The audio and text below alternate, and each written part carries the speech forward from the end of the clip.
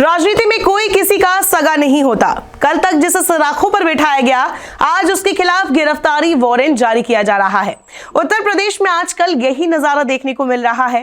कल तक जो स्वामी प्रसाद मौर्य बीजेपी के बड़े नेता थे, दलित चेहरा थे और श्रम मंत्रालय में मंत्री थे, वो आज जब उन्होंने सपा में जाने का फैसला लिया तो उनके काले चिट्ठे खुलने लगे। अब उनके चुनावी हलफनामे को टटोला जाने लगा।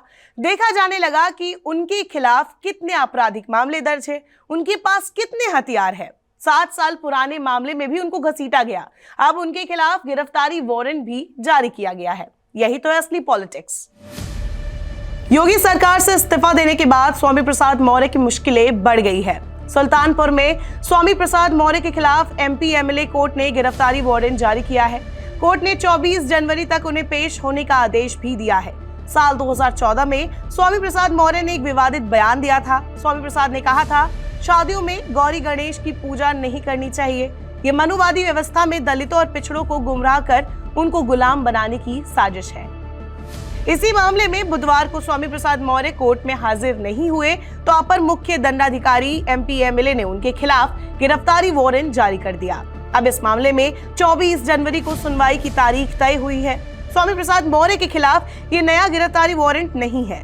वारंट पहले से जारी था, लेकिन इन्होंने हाई कोर्ट से 2016 से इस पर स्टे ले रखा था। इसी 6 जनवरी को एमपी एमएलए कोर्ट ने मौर्य को 12 जनवरी को हाजिर होने को कहा था। जब वो हाजिर नहीं हुए तो वारंट जारी कर दिया गया।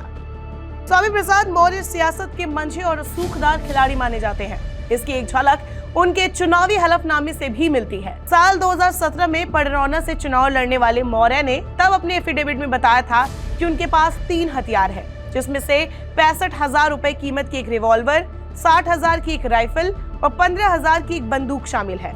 इतना ही नहीं, हलफनामे के मुताबिक उन पर कई केस भी दर्ज है। साल 2017 में उन्होंने बताया था कि वो आईपीसी की धारा 147 यानी उपद्रव करने, 148 यानी जानलेवा हमला करने, 149, 307 हत्या करने के प्रयास में और 332, 353 और 336 के तहत आरोपी है। स्वामी प्रसाद मौर्य 1996 को बहुजन समाज पार्टी में शामिल हुए थे। वो कुशीनगर के पडरौना से 3 बार विधायक और 1 बार एमएलसी भी रहे। साल 2017 में चुनाव जीतने के बाद उन्हें योगी सरकार में श्रम मंत्रालय की जिम्मेदारी दी गई थी। अब चुनाव से ऐन पहले उन्होंने मंत्री पद और पार्टी से इस्तीफा दे दिया है और बीजेपी के सामने एक बड़ी मुश्किल खड़ी कर दी है।